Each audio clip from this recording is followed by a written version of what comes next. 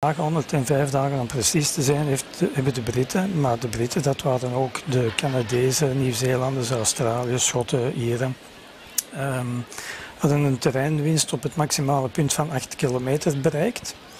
Dat ten koste van vele duizenden doden. Je kan zeggen dat er elke meter terreinwinst dat 25 doden gekost. Uiteindelijk heeft het de Britten weinig opgeleverd. Het stadje Passendale, dat op dat moment al helemaal kapotgeschoten was, dan nauwelijks nog iets van overschoot. Een hoop stenen in het centrum, daar stond een bordje op. Dit was de kerk, stond er dan nog in het Duits op. De Canadese troepen hebben het dorpje ingenomen, de Britten hebben het dan samen met hen bezet. Die bezetting heeft amper een half jaar geduurd, want daarna heeft men om tactische redenen het hele terrein terug verlaten. Ja, en dat wordt dus vanavond geëvoceerd hier in Ieper. Jij hebt gisteren al de repetitie kunnen bekijken. Ja, wat mogen we eigenlijk verwachten? En we zien intussen dat de genodigden hun plaats hebben gevonden. En samen met hen mogen we ons aan een heel boeiend spektakel verwachten. Echt een spektakel dat visueel en inhoudelijk, ik vond het zeer indrukwekkend. Er zijn getuigenissen van veteranen en van burgers, er zijn veel videoprojecties, er zijn tal van Britse acteurs die eraan meewerken. De muziek is prachtig. En vooral ook de videoprojecties op de Lakenhal die we nu in beeld krijgen, die zijn indrukwekkend. Ja, en een van de leidende rollen vanavond die wordt waargenomen door Helen Mirren, de bekende actrice, 72 intussen. Maar Dame Helen Mirren, zij gaat het helemaal aan elkaar praten. Komen verschillende thema's aan bod. Ik denk onder meer aan de rol van, want dat weten de mensen misschien niet, paarden in de oorlog. Ja, een paard speelt de hoofdrol, een van de hoofdrollen in dit spektakel. Het gaat om het paard Joey uit het theaterstuk en film Warhorse. En het staat ook een beetje symbool voor de vele dieren die in de oorlog hebben meegevochten. Ja, maar ik moet je onderbreken, want de muziek begint en ik denk dat het bijna zover is. En we willen natuurlijk niks van deze evocatie missen.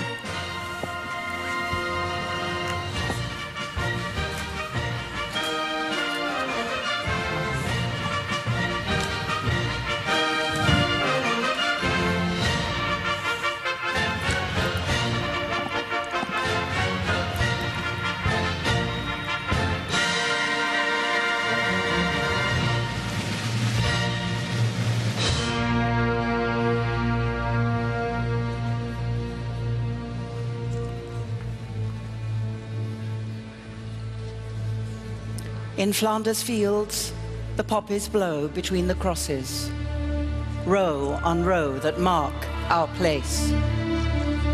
And in the sky, the larks still bravely singing fly, scarce heard amid the guns below.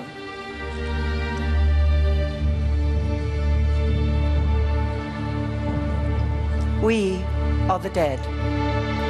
Short days ago we lived, felt dawn, saw sunset glow, loved and were loved, and now we lie in Flanders fields.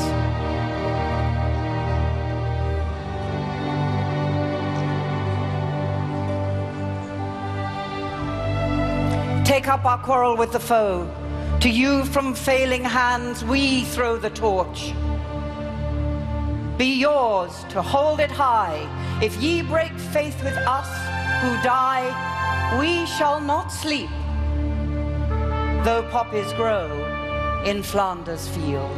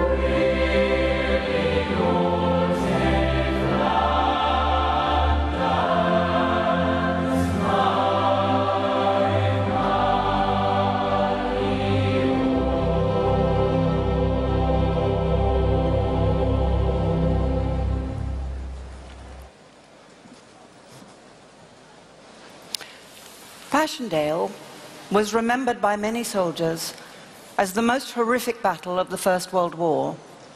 Officially called the Third Battle of Ypres, it was one of many battles that were fought in Flanders by the armies of the British Empire and her allies. Britain entered the war in 1914, following the German invasion of Belgium. The French, British and Belgian armies did all they could to stop the German advance through Europe. 2 months later, in October 1914, the fighting arrived here in Ypres.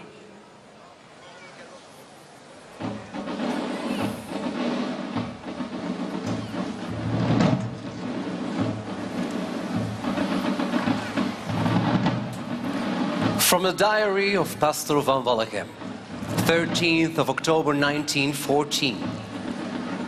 The sound of the guns could be heard from early in the morning. Loud, violent, getting nearer all the time. No doubt the Germans are driven back.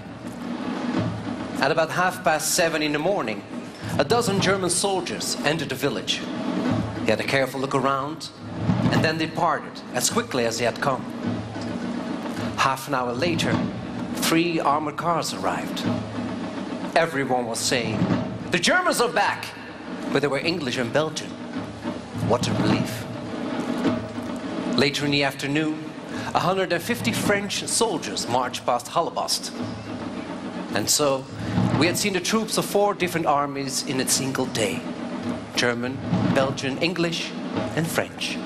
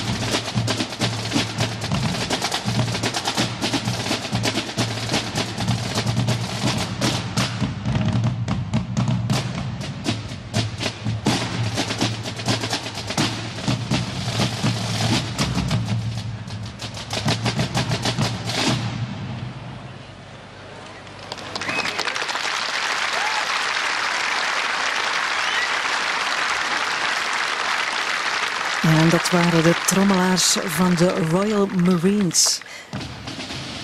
En nu krijgen we een andere band die zo meteen de Marketplace komt opgewandeld. Maar misschien toch nog even over dat leger, Mark. Toen de oorlog begon, het Britse leger, dat was heel klein. Hè? Dat was een beroepsleger. Er was geen militaire dienst. Er was een beroepsleger. Groot-Brittannië had een grote zeemacht met een klein landleger van 250.000 manschappen. Dat was naar die normen van toen heel weinig. In het begin kwamen er ongeveer 100.000 manschappen naar België om ons land mee te helpen verdedigen. Dat waren allemaal beroepsmensen. Later is dat leger uitgebreid met veel vrijwilligers.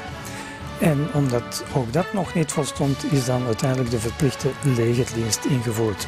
Op het einde hadden de Britten een miljoenenleger in Europa, waarvan heel veel van die soldaten en officieren niet meer zijn teruggekeerd. Ja, en dat leger dat had ook een soort van scheldgeuzennaam.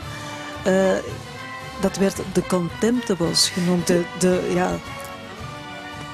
Ja, dat was eigenlijk een scheldnaam die als geuzennaam is aanvaard door de eerste manschappen van dat kleine beroepsleger. Ja. En dat was door de Duitsers, hè, omdat zij dat eigenlijk beschouwden als een te verwaarlozen leger. Hè? Ik weet niet of het door de Duitsers was. Ik denk dat het een beetje smalend door de eigen bevolking was gezegd. Maar ja, daar ben ik niet zeker van. Nee, het was op een duur een beetje een eretitel, een geuzennaam.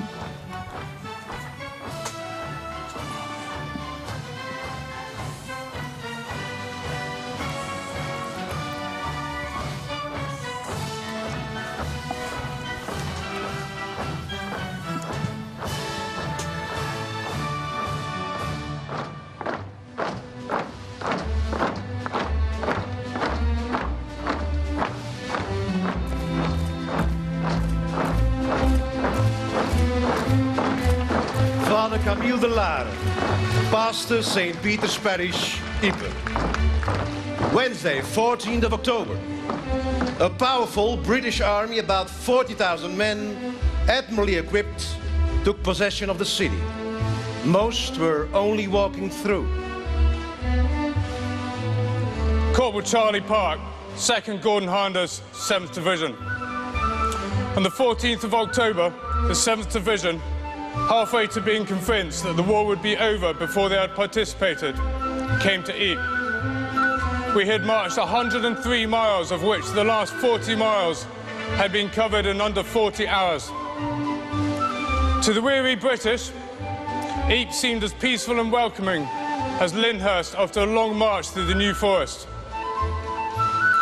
The quaint old-fashioned Flemish town lies sleepily by the side of a serene, tree-shaded canal and seemed very remote from war.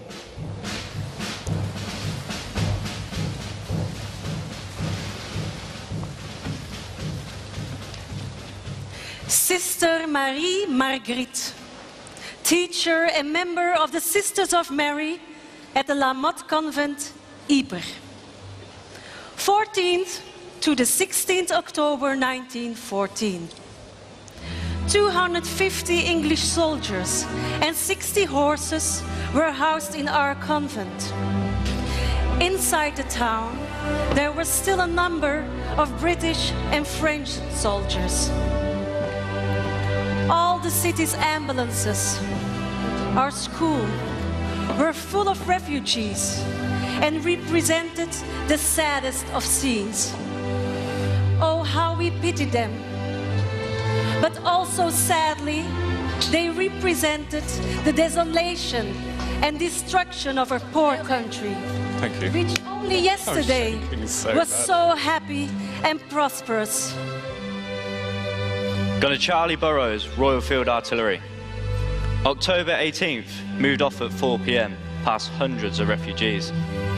All seem terrified. They block the roads and we cannot move until they get back towards Ypres. We expect to be busy soon. Our officer tells us that a great battle will soon be fought here. October 19th, all the people are running for their lives. The village is burning just in front of us. As we move on, the Germans start shelling again, and we see the shells are falling all upon them. Poor things.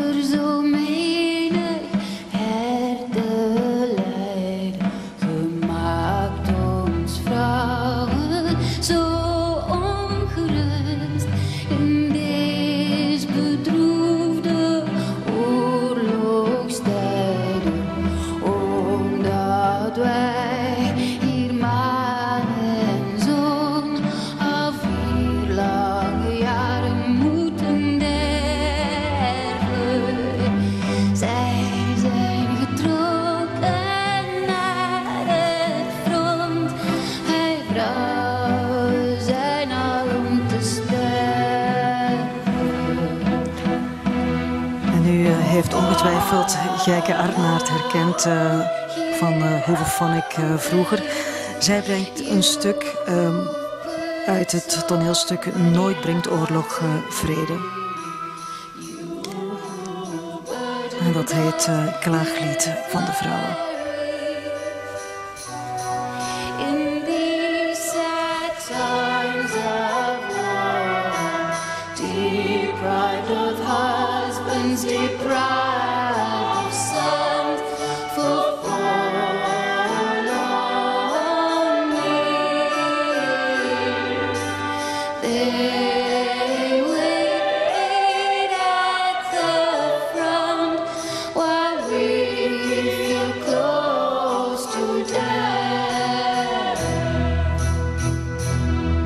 De zorgen voor morgen drukken ons neer. Hoe zal de toekomst ons nog bezwaren? Wij hopen er vissen zien wij hen weer. Zal het geluk en hinder bewaren?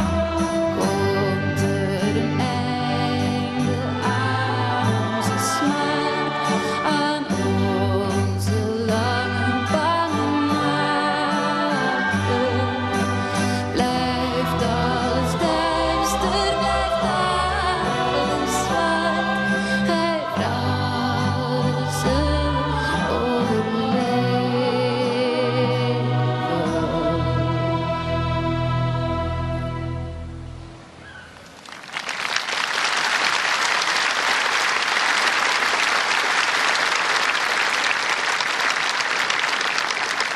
Corporal John Lucy, Royal Irish Rifles, November 1914.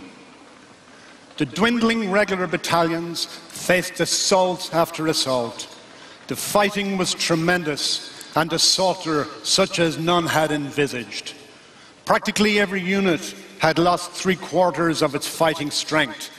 Yet fresh German attacks kept coming on, and more enemy batteries thickened the circle of guns threatening Ypres. Father Camille de Laar, pastor St. Peter's Parish, Ieper, May 1915. As I am writing, no less than 5 shells have fallen through the roof that shelters me. Permission to stay here has been revoked and we must evacuate before 6 p.m.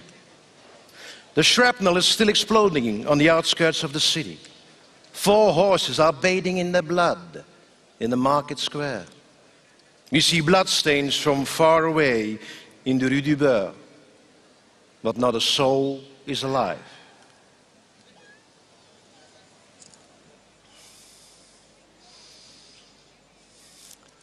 When the British troops arrived in Ypres, they brought with them a secret weapon, their sense of humour. In the ruins of the city, a group of soldiers from the Sherwood Foresters, led by Captain Fred Roberts and Lieutenant Jack Pearson, produced an extraordinary satirical trench newspaper, which laughed at the High Command, at the horrors of the war, and at their conditions. Its defiant flippancy embodied the triumph of the human spirit in the face of overwhelming adversity. Oh, to be in Flanders, now that spring is here. It's February, sir. Is it, Barnes? I find it frightfully difficult to tell. Certainly very hot for the time of year. Fritz's love tokens do seem to be appearing with disturbing accuracy. That's how we know the artillery's not our own, sir. Yes, thank you, Sergeant. No, but have you seen the state of the roads out there, Lieutenant? Quite appalling, full of enormous holes. I'm going to have to complain to the Ypres Town Council.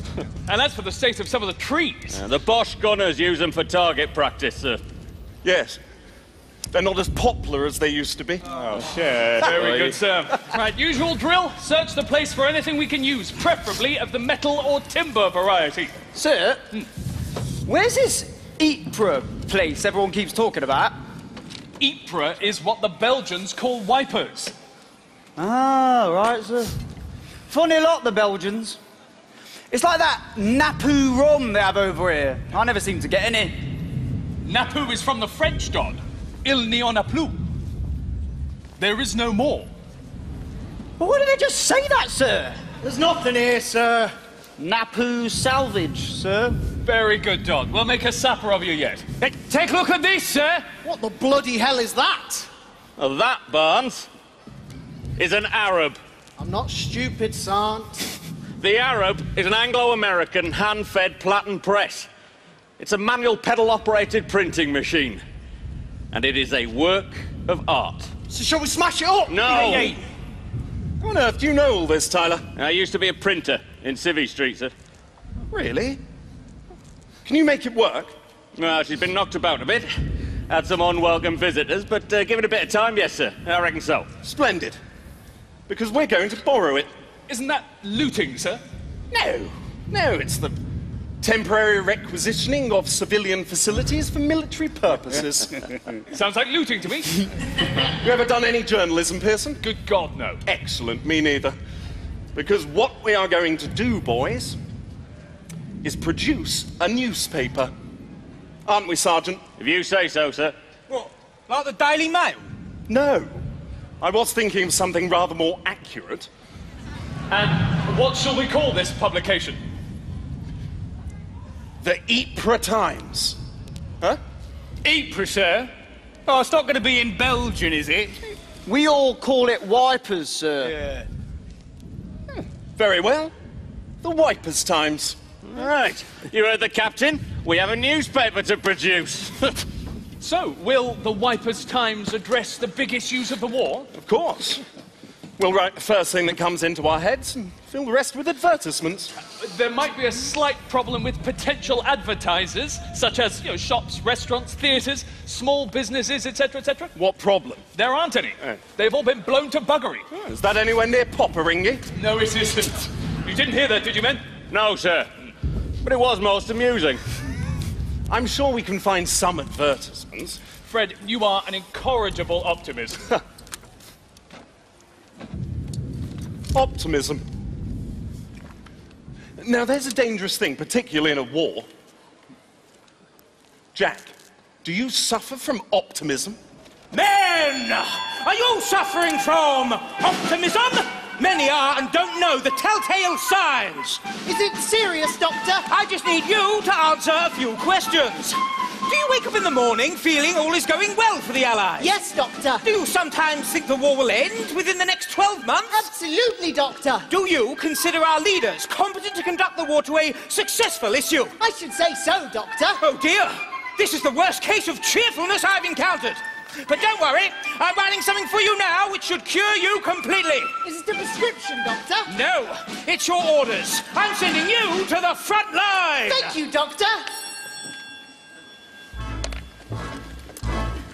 Take a wilderness of ruin, spread with mud some 6 feet deep. In this mud now cut some channels, then you have the line we keep. Now you get some wire that's spiky, throw it round outside your line. Get some pickets, drive it tightly, and round these your wire entwine. Get a lot of Huns and plant them in a ditch across the way. Now you have a war in the making, as we hear from day to day.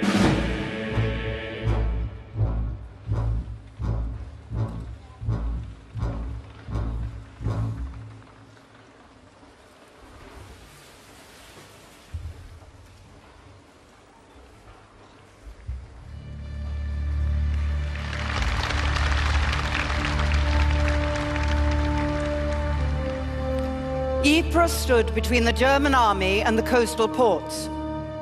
Right here, the Allies halted the German advance in what became known as the First Battle of Ypres. After fighting to a stalemate, both sides dug in, forming the Western Front, a 440-mile trench system that snaked from the North Sea to Switzerland.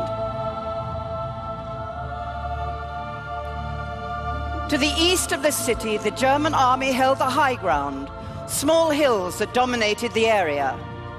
The Allies were surrounded on 3 sides in what came to be called the Ypres salient.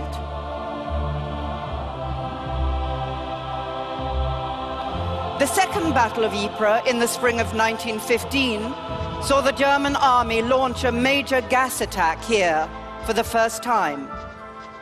The Allies were driven back, but the line held, just. Their foothold became smaller, the pressure even more intense. Fighting in the salient was continuous. Over 1 million men marched along the Menin road, many passing through this square on their way to the front line. Shelled constantly, it was one of the most dangerous places on the Western Front. Every regiment and corps of the British Army would serve here. And by 1917, thousands were wounded or killed every month, just holding the line.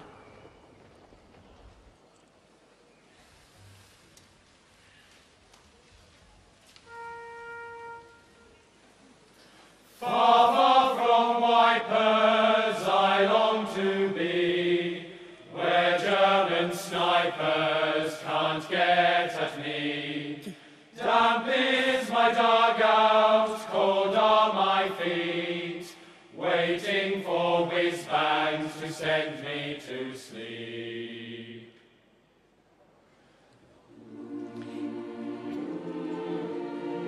In the summer of 1917, the Allies began a major offensive to push back the German army and to finally break out of their precarious positions in the salient. On the 31st of July, after 2 weeks of intense shelling, the infantry attack was launched. The Third Battle of Ypres would rage for the following 100 days and eventually come to an end at a small village on the high ground, Passchendaele. This is the story of that battle, told by the men who were there.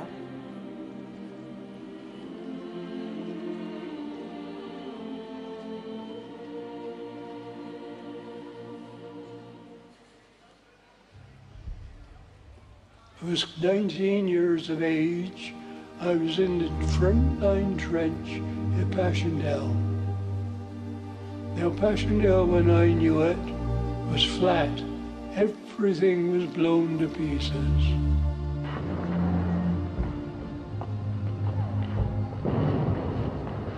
On that morning, the 31st of July, we were told we were going over the top. The terrain was very, very difficult. Shell holes, some of them you could drop a house in.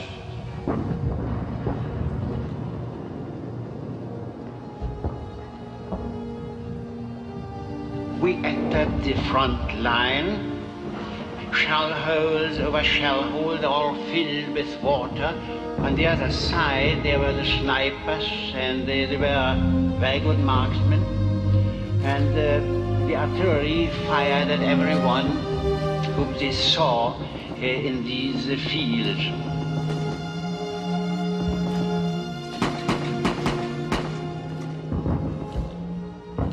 About 8 o'clock in the morning, one of those whiz-bang shells landed about 2 feet under me and blew me right over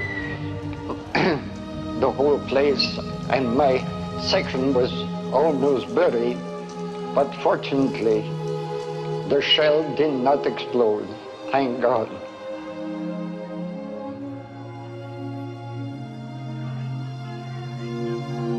The air was boiling with the turmoil of the shells flying through it. We were thrown about in the aircraft, rocking from side to side, being thrown up and down. Below us was mud, filth, smashed trenches, wreckage of aeroplanes, bits of men. And as we came out of it, I felt that we had escaped from one of the most evil things that I have ever seen at any time in any of the flying that occurred to me during that war.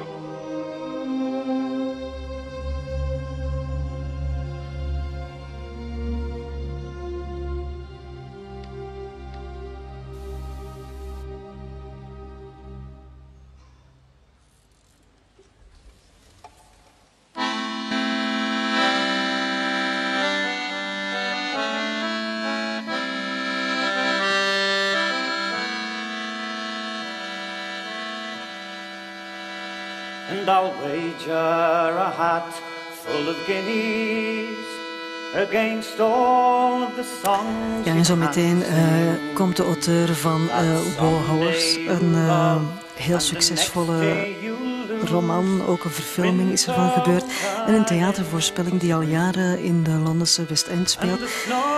Komt de auteur hier speciaal een verhaal vertellen dat hij geschreven heeft en we zien al het paard. Paarden hebben een belangrijke rol gespeeld, Mark.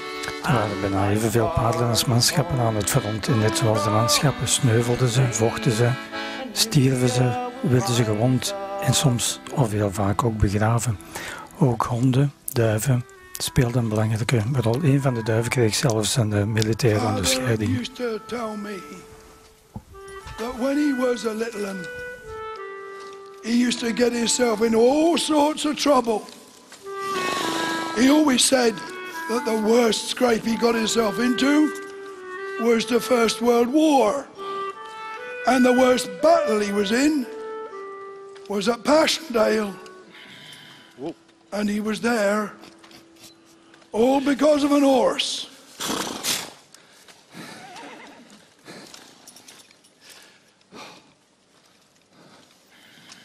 He was a farm boy when the war broke out. 15, that's all. Like me, he didn't get a lot of schooling. He always said you could learn most of what was worth knowing from keeping your eyes and ears peeled. Anyway, that's by the by. Father had this young colt, Joey, he called him. Broke him to alter. Broke him to ride. Broke him to plough. Grew up together, they did. Best friends. Meant the world to each other. And if ever that horse got sick, Father would bed down beside him in his stable till he was better. He loved that horse like a brother he did. Now, Father weren't old enough yet to join up, but Joey was. Father was busy with Joey out in the fields. He weren't thinking about the war. He was thinking about his ploughing. He didn't know the army would come into the village looking for good, sturdy horses to buy for the cavalry, for pulling guns or ammunition wagons or ambulances. They needed all the horses they could get. And they were paying good money too. Come on, Joey. Come on! Come on! Come on! It was his own father who done it. Done it without telling him. Done it behind his back. His father took Joey up to the village and sold him off to the army. Father, no. No!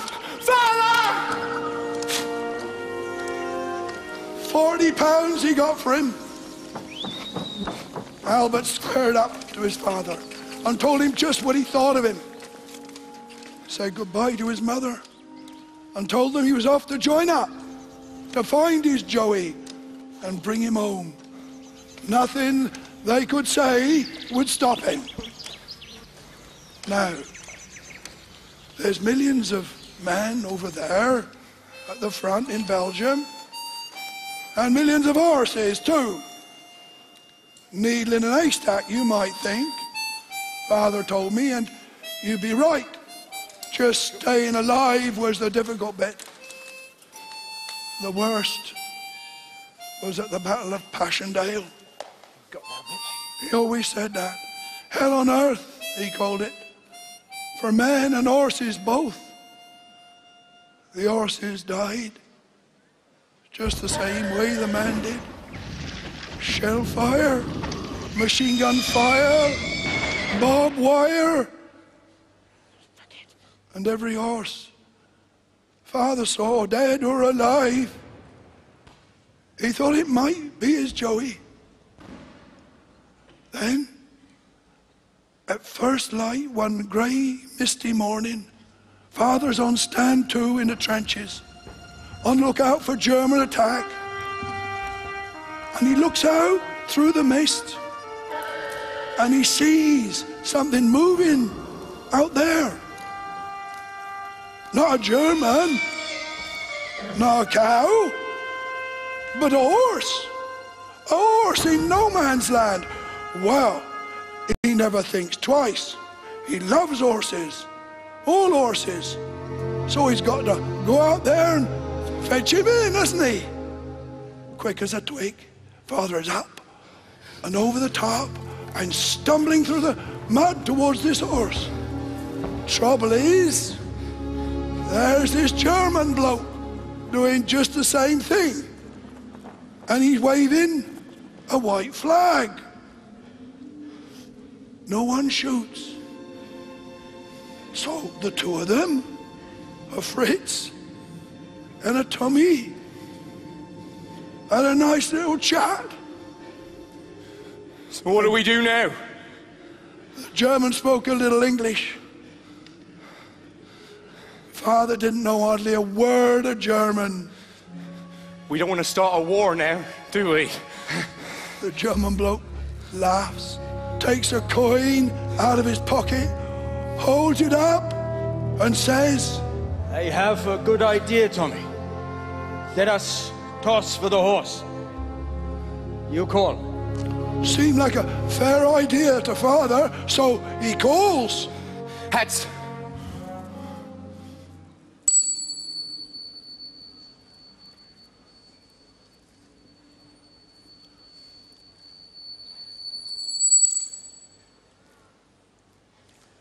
That, I'm afraid to say, is the face of my Kaiser looking up at me. He does not look pleased. The two of them shook hands and wished each other well. Auf Wiedersehen, Tommy. Same to you, Fritz.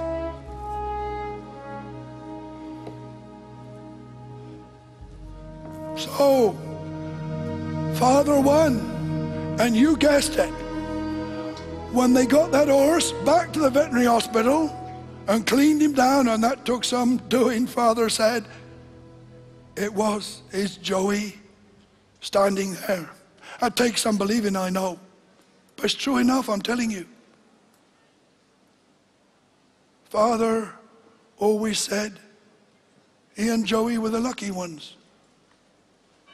They came home at the end of the war.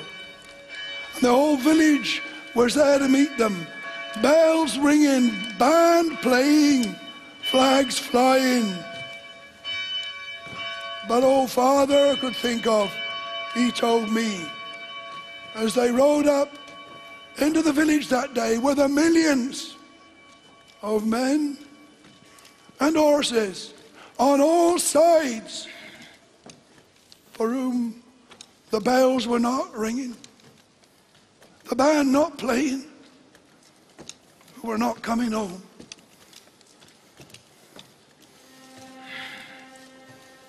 The lambkin in the manger, the light upon the lea, the moorland yields to glory, the shepherds bend the knee, and all are wrapped in grace, and all are gifted worth. Peace walks upon this blessed land. Peace walks upon this blessed land. Peace walks upon this blessed land. Goodwill upon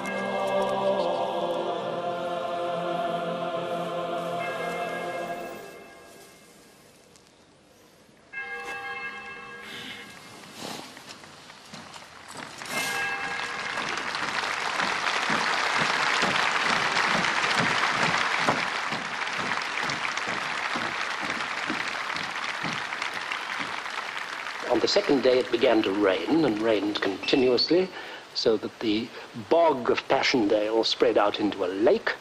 And to begin with, we were sitting up to our knees in mud and water. Now, the mud at Passchendaele was very viscous indeed, very tenacious. But it also stuck to you all over. It slowed you down. It got into the bottom of your trousers. And you were covered with mud.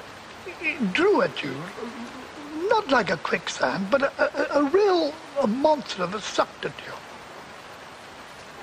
Because of the mud, there were no trenches, just shell holes. That forward line was made of shell holes. The men were wet to the skin day after day. Their overcoats were plastered with mud. So you can imagine how hard it was to move at all. I remember very well trying to assist a lad. We called to him. I said, "Are you hit, son?" He said, "Yes, I am, a little." There was no hope of getting to him. He's in the middle of this huge sea of mud. And the look on the lad's face was really pathetic, but I couldn't do a thing. Had I bent a little more, I was to have gone in with them, as so many did. I don't know how far the duckboards extended, but each side was a sea of mud. You stumbled and slugged along. If you slipped, you went up to the waist, possibly. Not only that, but in every pool was decomposed bodies of humans and mules, perhaps both. And if you were wounded and slipped off, well, then that was the end of it.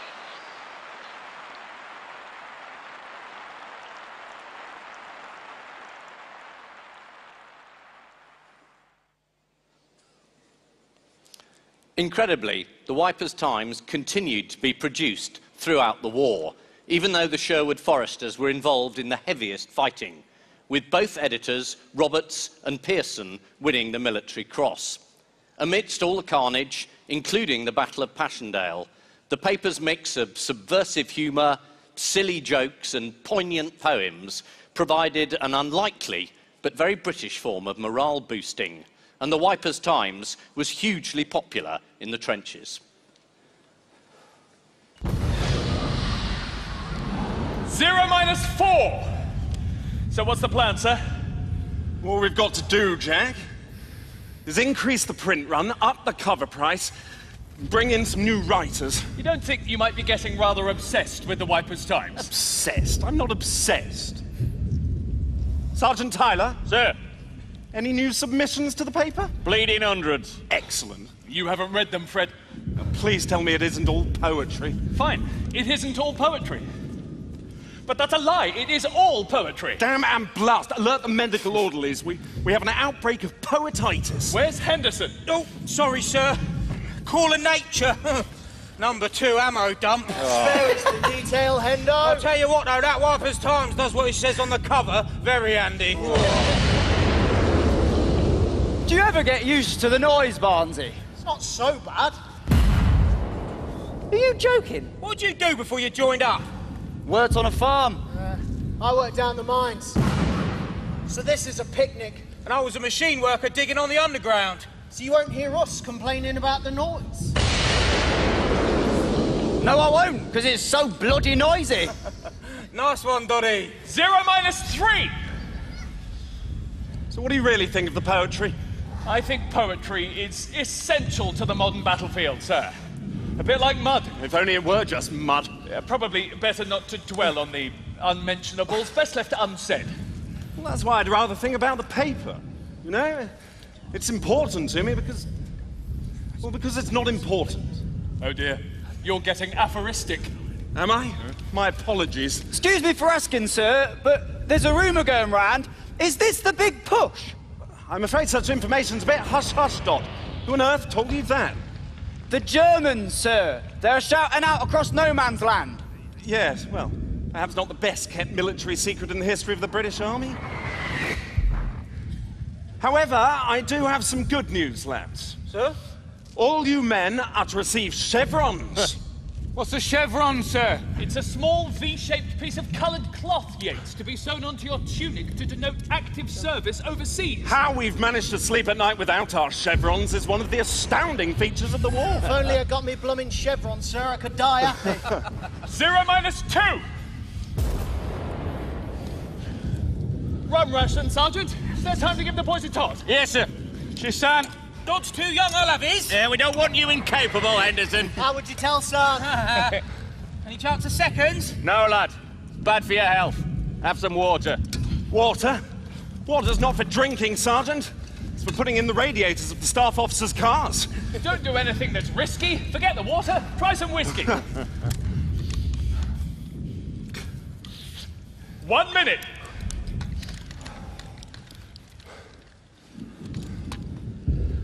No jokes, then? Bit short on jokes.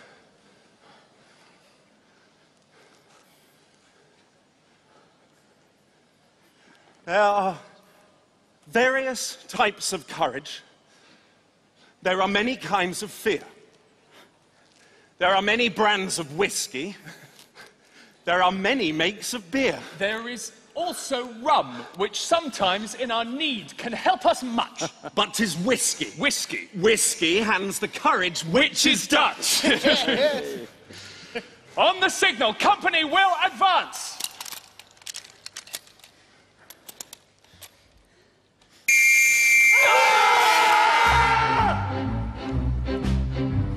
There are various types of courage, there are many kinds of fear. There are many brands of whiskey, there are many makes of beer. There is also rum, which sometimes in our need can help so much. But it's whiskey, whiskey, whiskey, and the courage which is Dutch. Whiskey, whiskey, whiskey hands the courage which is Dutch.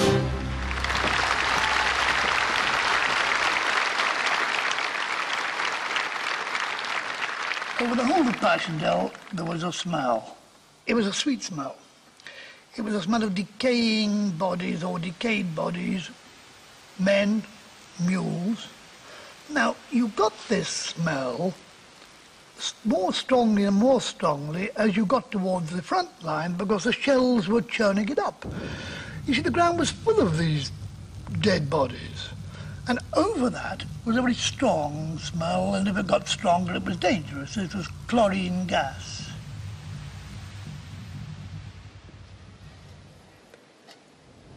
Dear Mrs. Morris, I do hope you will have this note before learning from the War Office. Your son, Lieutenant J.G. Morris, was admitted to our ambulance about 9 o'clock this morning, suffering from abdominal wounds, and is very dangerously ill. He was operated on shortly after admission, is just as well as we can expect. He's young and strong, and we hope with God's help to pull him round for you. I will write again tomorrow and tell you how he is. Need I say how deeply we sympathise with you in your anxiety for your brave lad. Yours sincerely, Sister Annie Wright. I remember these wounded men hanging on to the edge of these duck boards, you see, with their body about half submerged in the mud. And some of these fellas, not knowing they were there, would step on their fingers, you know. And the screams, oh, golly, just haunts you, you know. But strict orders, you couldn't help them, you couldn't do a damn thing, you just had to keep going.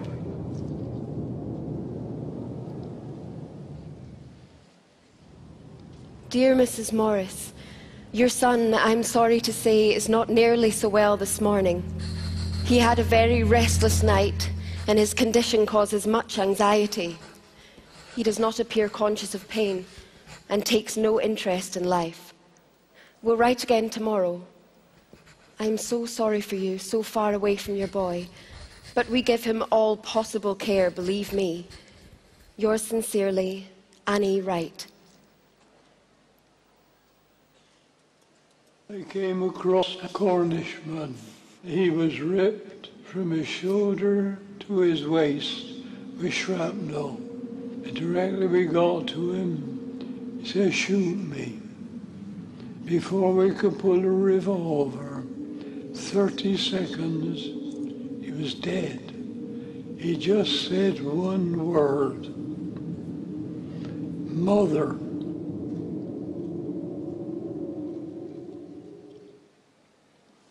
Dear Mrs. Morris, your wire came this morning just an hour too late.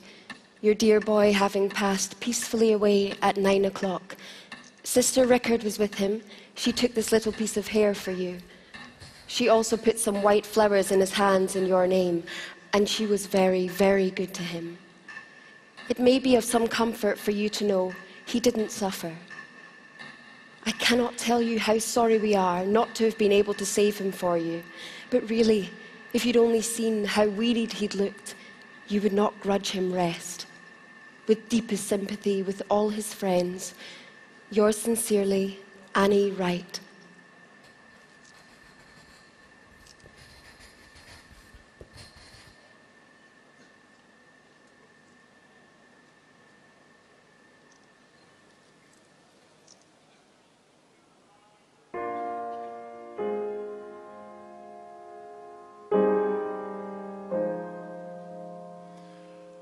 I'm homesick for my hills again, my hills again.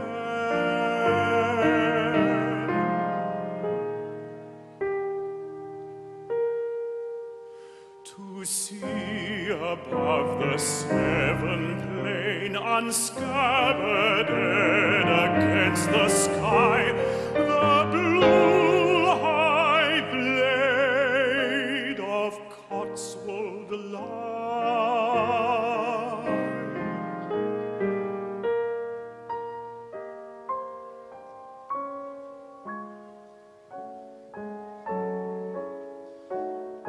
The giant clouds go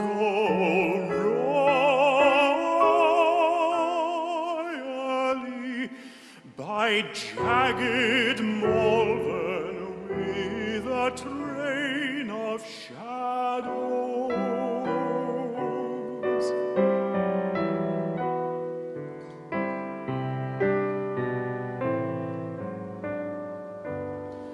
Where the land is low like a huge imprisoning oak.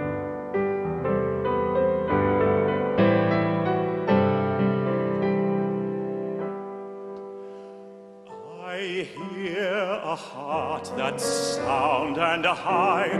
I hear the heart within me cry. I'm homesick for my hills again, my hills again. Cotswold or Malvern, sun or rain.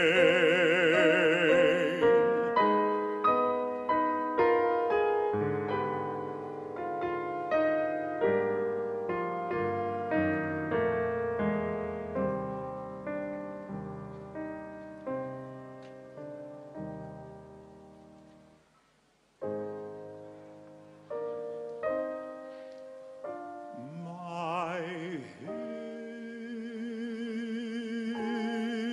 hills again.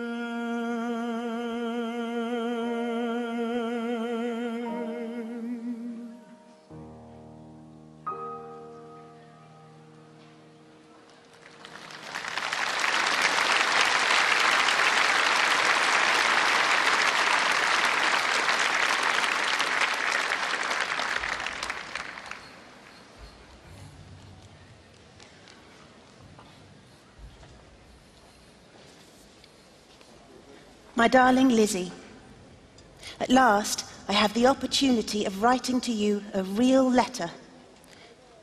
In the first place, dearest, I trust you and the children are quite well.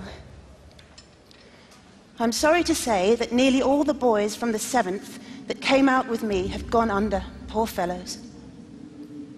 We are expecting to go up again in 2 or 3 days. So, dearest, pray hard for me. Dear Lizzie, it's nearly 6 months now since I saw you.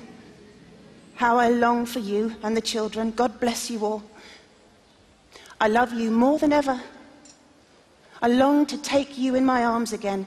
What a lot of love we have missed. But Please, God, it will make it all the sweeter when I see you.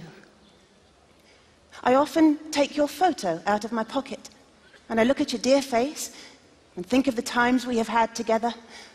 Some lovely days, eh, love? And when I think again of some of the worry I have caused you, it makes me only the more eager to get home to you, to atone for all the worry and anxious moments you have had to put up with. Out here, dear, we're all pals. What one hasn't got, the other has. We try to share each other's troubles, get each other out of danger. You wouldn't believe the humanity between men out here. Please, God, it won't be long before this war is over. We are pushing old Fritz back, and don't think he will stand the British boys much longer. And then we will try and keep a nice home.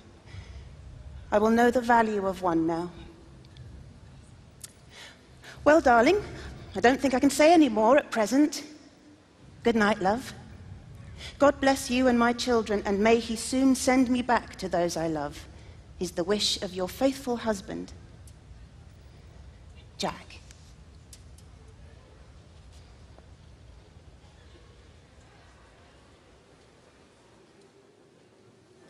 When Jack's letters stopped, every effort was made by his family to find him. On the 4th of December 1917, Lizzie received a telegram informing her that Private Jack Mudd, 24th Battalion, London Regiment, was missing, presumed dead.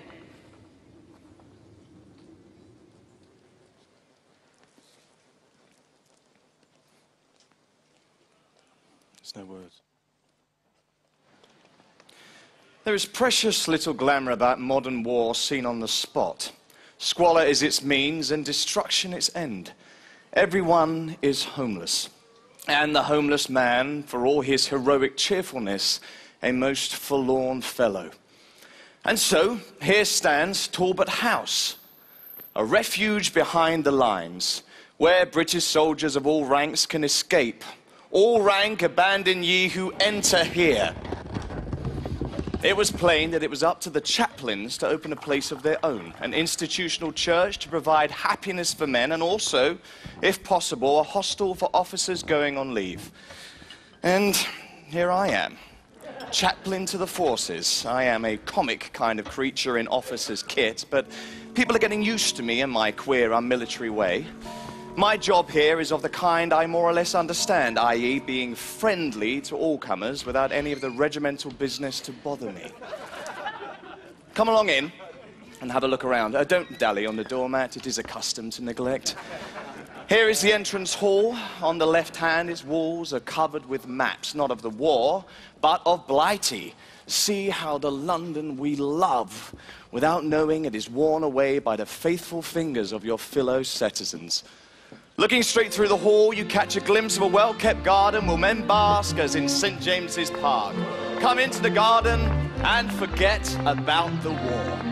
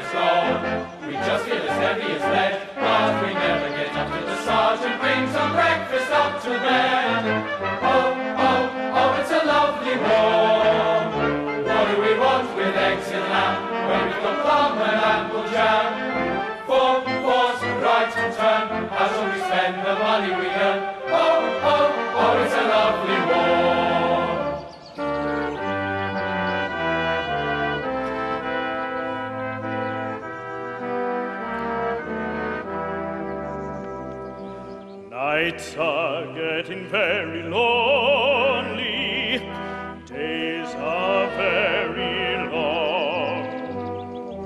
I'm a growing weary only, listening for your song.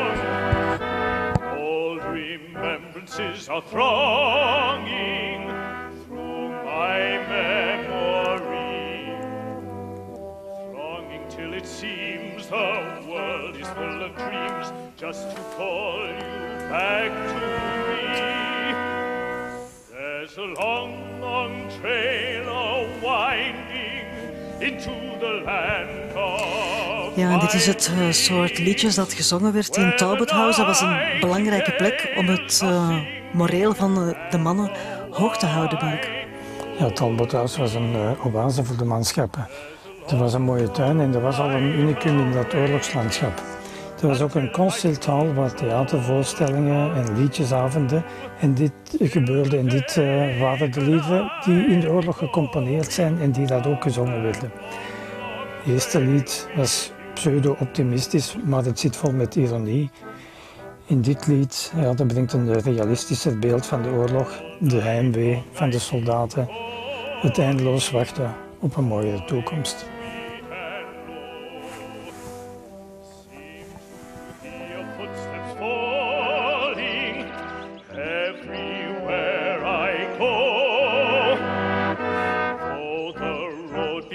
Stretches many a weary mile.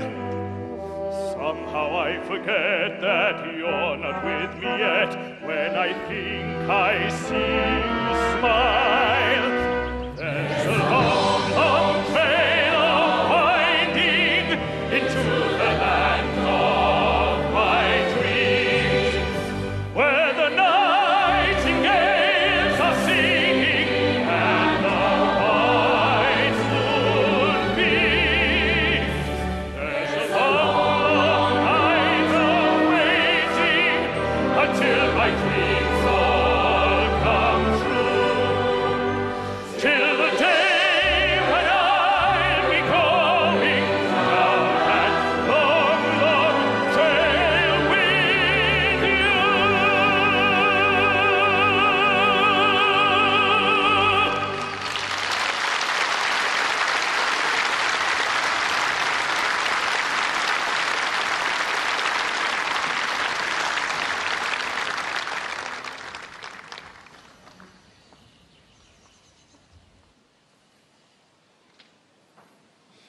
Lieutenant Edmund Blunden, MC, fought at 3rd Ypres.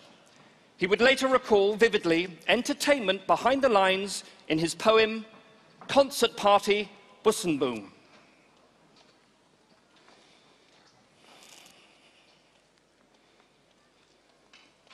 The stage was set, the house was packed, the famous troupe began.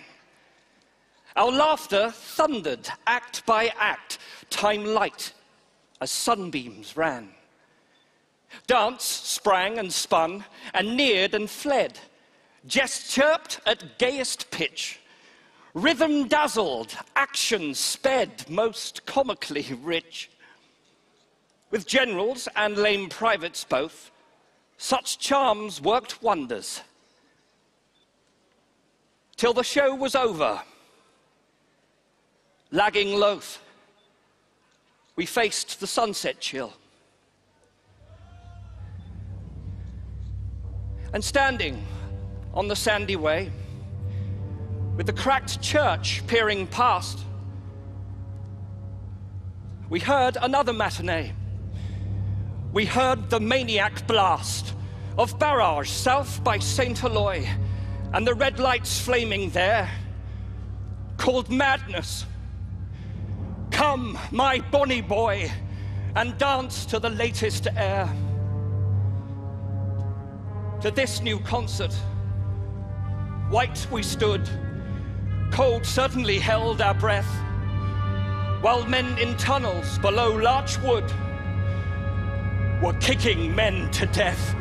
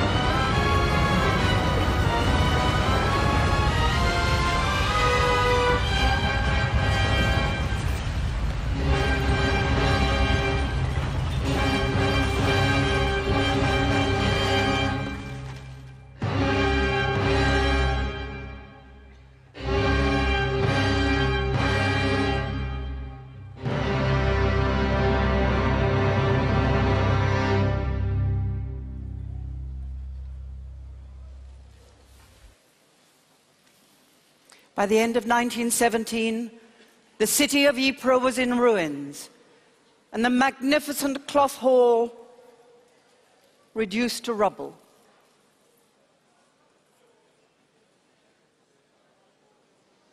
On the 10th of November, British and Canadian forces finally secured the village of Passchendaele, and the offensive was called off. Paul Nash served on the Ypres salient in early 1917. Following an injury, he returned as an official war artist in the final stages of the battle.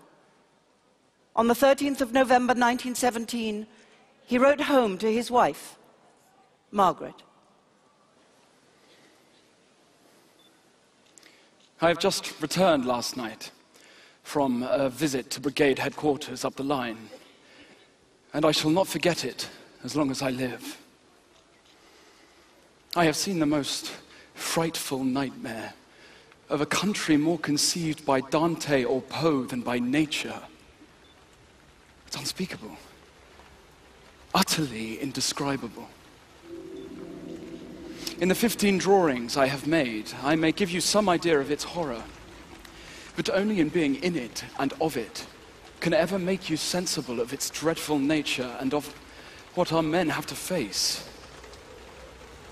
We all have vague notions of the terror of a battle, but no pen or drawing can convey this country.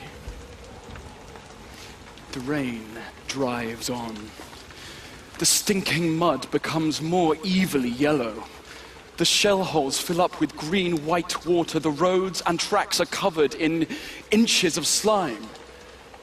The black dying trees ooze and sweat, and the shells never cease. They plunge into the grave which is this land. One huge grave, and cast up on it the poor dead. It is unspeakable, godless, and hopeless. I am no longer an artist, interested and curious. I am a messenger who will bring back word from the men who are fighting to those who want the war to go on forever.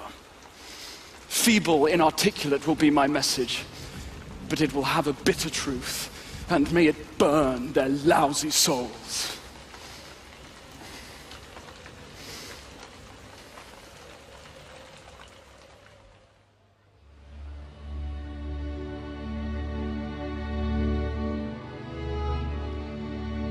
Passchendaele was the infantryman's graveyard. We called it the slaughterhouse. And even the most seasoned veteran felt he'd be lucky if he got there and came back. There was no chance of getting wounded and getting a blighty one at Passchendaele. You'd either get through or die. The day we came out of Passchendaele, I think that was the day that I was most scared of all. I mean, throughout the war, you didn't sort of anticipate being killed. When you saw chaps killed, well, you sort of felt, well, you know, this is the war. It was only when a friend of yours was killed that you really felt it. The worst thing for me was Passchendaele. That's where we were already right in the thick of it, and it was just horrible. The mud, the shocking waste of life. Passchendaele. I would say that people came out of Passchendaele simply numb. Numb, mentally and physically. And I wouldn't have thought that many of us would have recovered from it. But c'est la guerre, and one good leave does an awful lot for a man, you know. When I was out there the last time, we went to one of the biggest German cemeteries. And then you go and you see the English stones. And it makes you sick to see all the stones, all people who died. It's all wrong.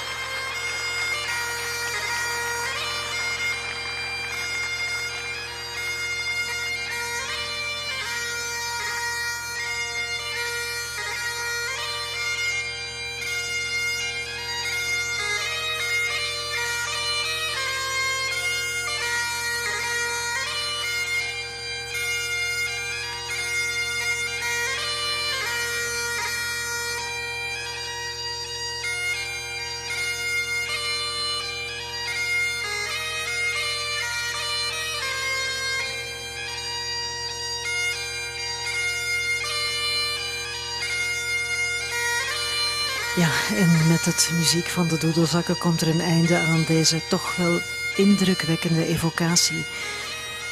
Maakt de geest misschien toch nog even terugblikken op wat we gezien hebben. En misschien vooral die laatste getuigenissen. Gaan over de zinloosheid van de oorlog van Passchendaele. Want daar staat Passchendaele toch voor, hè? Ja, Passchendaele staat voor vele symbool voor de zinloosheid en de waanzin van de oorlog. Ik denk dat het een beetje dubbel is. Oorlog op zich was waarschijnlijk niet zinloos. We hebben ons verdedigd, we werden verdedigd tegen een buitenlandse agressor. Ons land werd op de helling gezet, onze waarde werd op de helling gezet. Maar er zijn vele doden gevallen. Maar er zijn veel te veel doden gevallen om die waarde te verdedigen. De oorlog was misschien niet zinloos, de veldslagen waren dat vaak, om niet te zeggen bijna altijd wel. Ook Passendale, vele verliezen om een dorp te veroveren dat dan een half jaar later om strategische redenen opnieuw verlaten wordt. Dus een doel werd niet echt bereikt. Ja, en terwijl de VIP's de herdenking verlaten. Het is begonnen vanavond bij de Menepoort. We zijn er ook geëindigd. We zagen de troepen door die Menepoort wegmarcheren. Dat heeft natuurlijk ook een betekenis, hè? Dat doen ze niet zomaar, hè? De Menepoort was de plaats waar de meeste Britse troepen naar de frontlinie, naar het slagveld trokken. En toen de oorlog gedaan was, Ieper lag helemaal in ruïne. Er stond geen steen meer boven de andere. Je kon van de ene kant van de stad recht naar de andere kijken. De lakenhallen, zoals we in de videoprojectie gezien hebben, die waren ook totaal verwoest. Niemand minder dan Winston Churchill stelde eerst voor alles zo te laten. Maar in plaats daarvan heeft men dan toch een memorial to the missing, de Menepoort, gemaakt. Ja, bedankt voor je commentaar. Misschien nog even zeggen dat ook morgen er nog een herdenkingsplechtigheid plaats heeft. Dat is dan de slotplechtigheid. En die heeft plaats op Tynescote, dat is de Britse begraafplaats in Zonnebeke. En dat kan u helemaal volgen vanaf 1 uur op Canvas. Terwijl de VIP's weggaan, neem ik afscheid van u. Ik hoop dat u genoten heeft van deze avond en bedank u alvast om te kijken. Fijne nacht nog.